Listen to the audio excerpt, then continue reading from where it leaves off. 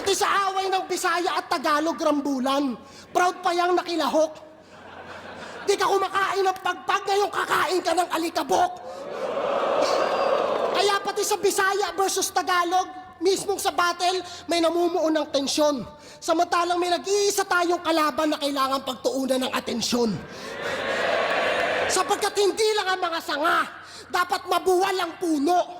Hindi maiibsan ang gutom kung puro namumuhunan ang namumuno. Pagbabangayan, pagbabangasan kung sino mas angat at tuso. Anong Bisaya versus Tagalog? Ulol, Pilipino laban sa mga mapang-abuso!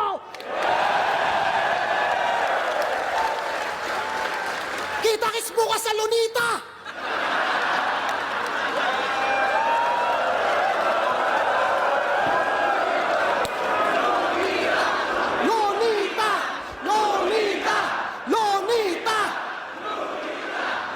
So paano? Itong battle na to, 5-0 sigurado. Magiging 4-1 lang naman yung boto kung isa si MP3 sa Urado.